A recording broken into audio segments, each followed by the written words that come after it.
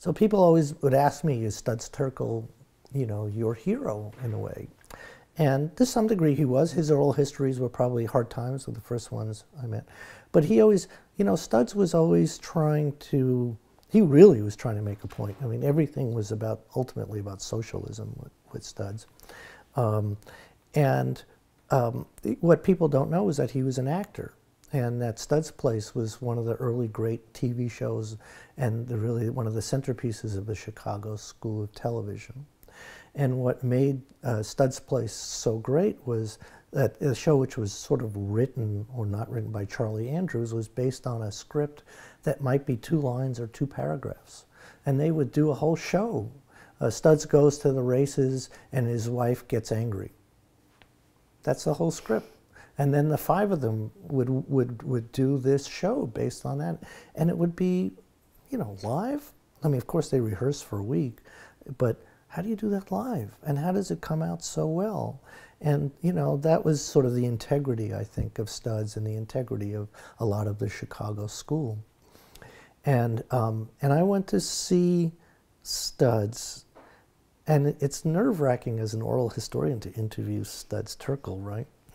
And I go to the radio station in Chicago, and he comes out and he says, "Hey, Jeff, good to see you. I got to go take a crap, and then we'll sit down and talk."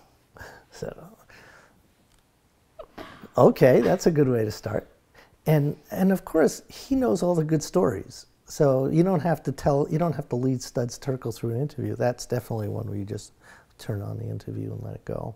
And he was as generous a storyteller as anybody. You know, he didn't have to be. He was busy also. And he loved talking about acting. And the Chicago school was so important to him.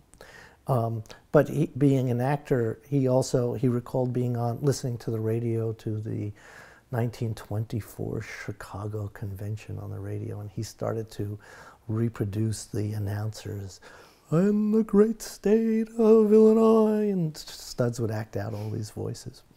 And then we stayed friendly. I helped him with a couple of interviews for his books, and, you know, he had me out to Chicago. Studs paid people for his interviews. I was shocked to hear that. It was a very generous thing because he went and interviewed people who had no money. But, you know, I always wondered sometimes how he got such great stuff out of people. Well, it doesn't help if you give them an envelope with $100 or $200. They use the money, but I'm not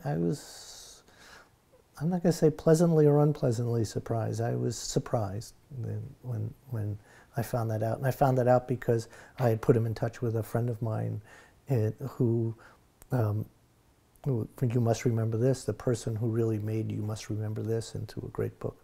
His one story about how he got his name was, you know, when I heard that story, was sort of helped change my life in a way.